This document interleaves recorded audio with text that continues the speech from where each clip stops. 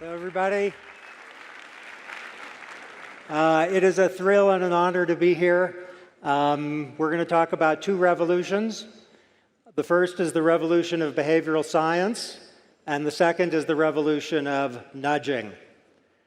These are two ideas that are having resonance in nations all over the world. They're changing the practices of corporations. They're changing the practices of governments. And I'm going to try to say something about these two revolutions. Developments. We see in the United States, in the United Kingdom, in Germany, in Canada, in the Netherlands, in France, in Italy, and Colombia, the rise of behavioral insights teams. These are teams that are interested in how human beings actually process information, how we think. They're interested in how we react when government does one thing rather than another. They're focusing on issues like the environment, health, obesity, energy, transportation to try to save lives. The World Bank in its 2015 report emphasizes the importance of insights into how people actually make decisions, suggesting whether we're talking about disease, corruption, children's development, climate change, we can do a lot better if we understand how people process information. Just last month and a half ago, President Obama issued a new executive order. It's one of historic importance that emphasizes the importance of behavioral insights, research in psychology and behavioral economics about how people actually make decisions. How did we get here? Most of the people in this room are rational. You all look rational. But if you're deciding what to do in the next week, it would be surprising if you calculate probabilities and always maximize expected value. Several Nobel Prizes have been given for the idea that that's exactly what people do, but it's not exactly so. The old idea is if you want to change behavior, you change people's incentives. You give them a little more money, or you threaten them. Those can be helpful, but they're not the whole picture. Here's what we've learned starting in the 1970s. People often show present bias. That means today is important, and tomorrow, 2017, not so much. With respect to our health, our economic situation, the well-being of those we care about, we often think a lot about next month, but not too much about 2 years from now. People don't like losses from the status quo. If I told half of you you're going to have to give me some money after this talk, you'd feel very sad, I think. If I told the rest of you I'm going to give you money after this talk, you'd be happy, but you'd be more sad than you'd be happy. People don't like losing. People often are unrealistically optimistic. About 90% of drivers think that they're safer than the average driver. About 94% of college teachers think they're better than the average college teacher. With respect to various risks, people often miscalculate. They don't do well with probabilities, and they are a little more optimistic than reality warrants. We know that in assessing risk, people often ask not what are the statistics, but what have I experienced? In thinking about crime or health, they ask, can I think of cases in which crime occurred or in which someone I know got sick? They don't think about statistics. That's not terrible, but it can lead to errors. If you think about what's available to your mind, you can make big mistakes with respect to probability. We know that people's attention is limited. This is a little movie in which people are asked to count basketball passes. In the middle of the movie in which they're counting passes, a gorilla comes on the screen. People don't see the gorilla. Believe it or not, they miss the gorilla. The reason is once you are counting passes, you're focused on the basketball, not on the gorilla. Life is often like that. We miss gorillas. As I noted, people hate losses, they dislike losses a lot more than they like corresponding gains. Okay, what do you do about this? Here are some behavioral policy claims. Whenever you encounter a situation, there's a choice architecture behind it. If a candy bar has a green wrapper, if you care about your health and the environment, you're likely to be interested in it, even if it's pure milk chocolate. If you sign a form at the beginning, you're more likely to be honest than if you sign a form at the end. There's an architecture there, and it affects what people do. People often can use a nudge. Okay, what is a nudge? This little elephant is being nudged by the big elephant. See? That big elephant respects the freedom of choice of the little elephant. I've met both elephants, they're friends of mine. The little elephant is being nudged. There's a nudge, it's a GPS. Your GPS tells you how to get to the destination that you want to go, but you can ignore the GPS if you don't like what it says. It's nudging you.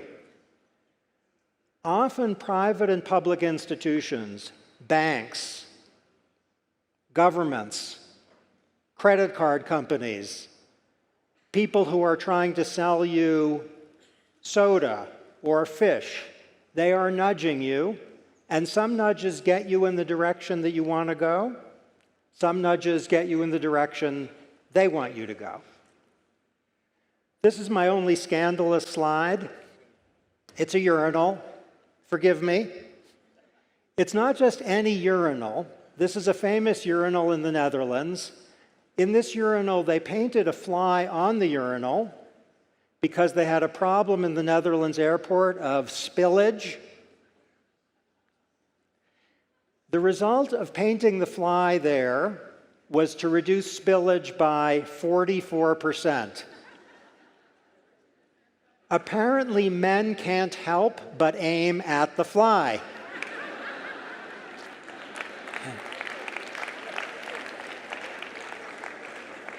There's a large lesson there for many aspects of life. We need someone to paint a fly for us. Here's a nudge that went wrong.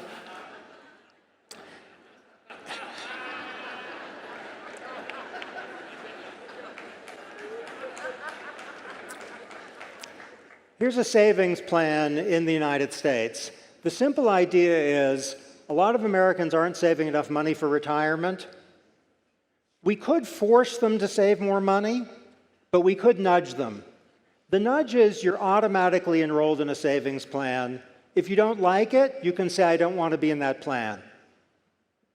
Of course, we have a Social Security system as well. This supplements the Social Security system. And notice that every point in the income distribution, switching to automatic enrollment means people are saving more money. It's a nudge. They are automatically in an extra savings plan. In Germany, setting the default energy provider to green energy increased environmentally preferred energy use by a factor of 10. What was done by experimenters was saying, okay, you're automatically in green energy. If you don't like it, you can go away and have some other form of energy. People didn't opt out. This was a very successful environmental program, and it was just a nudge, automatic enrollment. A nudge is a feature of the social environment that affects choices without imposing coercion or any kind of material incentive. No fines, no jail sentences, no civil penalties, no subsidies, just altering the environment. In the United States, we have an idea for financial reform: know before you owe. Know before you owe. It's partly a response to the financial crisis. People get in trouble because they don't have a nudge that tells them how much they're going to owe. For healthcare, one problem is people aren't informed about the health consequences of their choices. Inform them, don't coerce them. For childhood obesity, and I'll give you some more details soon, there are nudges that can help a great deal in giving people some protection against diabetes, heart disease, and other health problems. I got to work for the president. That's right outside the White House. I was very lucky for 4 years.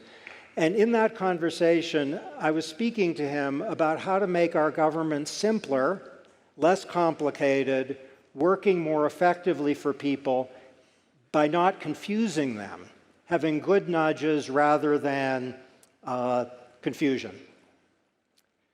One thing we did was to say children in the United States don't have to sign up for meals to which they are entitled. If they're poor, they are automatically in. 12 million kids are getting the meals to which they're entitled as a result of the program. Here's an old food pyramid we used to have to help people eat healthy. It's pretty terrible, isn't it? If you look at that, do you know what you're supposed to eat? There's someone, male or female, unclear, marching to the top of a pyramid. What are these foods at the bottom? Bottom right, it looks like a shoe. Is the government saying you're supposed to eat shoes? We eliminated that and got instead a food plate. Very simple. The basic idea is sometimes in our lives, we don't help people with nudges because we give them the equivalent of a pyramid, where what they need is a plate. They need something that is understandable and simple. There's a smart cafeteria. That's a cafeteria which has healthy foods at the beginning. It makes a huge difference to what people eat. If the healthy foods are at the beginning, they can eat the chocolate, it's at the end, but healthy foods at the beginning have a major impact on people's dietary choices.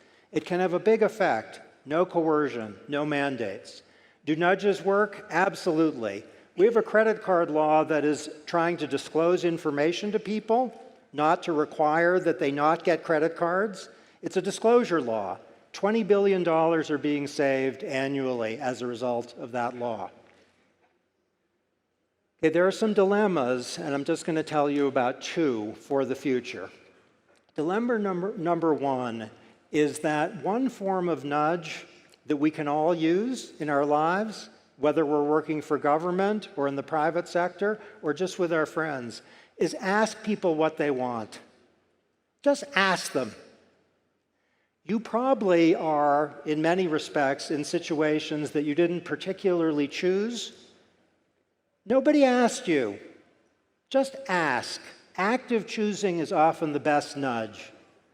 Personalized default rules, that's a complicated phrase. It just means setting up a default that fits people's own situations. So a young person should have a different health plan than an old person. A healthy person different from an unhealthy person.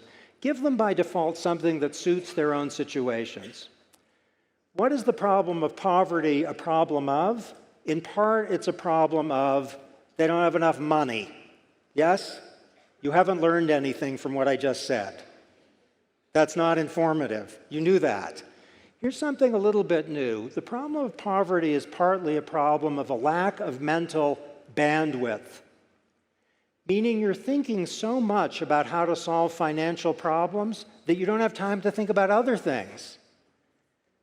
If people are asked to take an intelligence test, poor people aren't stupider than rich people.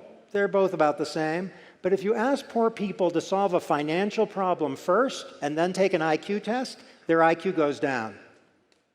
That has implications for policy.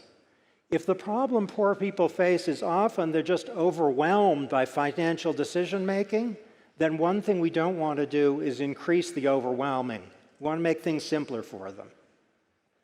Okay, so we've learned to expand the set of policy tools, understanding first behavioral science, what human beings are actually like, and I gave you a glimpse, to think of tools that involve nudges, preserve freedom of choice, but make each of us in our lives as family members, working for companies, working for governments, nudge people and nudge them for good. Let them go their own way, but act like a helpful GPS. Closing words for you from an Irishman, William Butler Yeats. I hope you'll remember this. Do not wait to strike till the iron is hot, but make it hot by striking. That's my nudge for you. Thanks.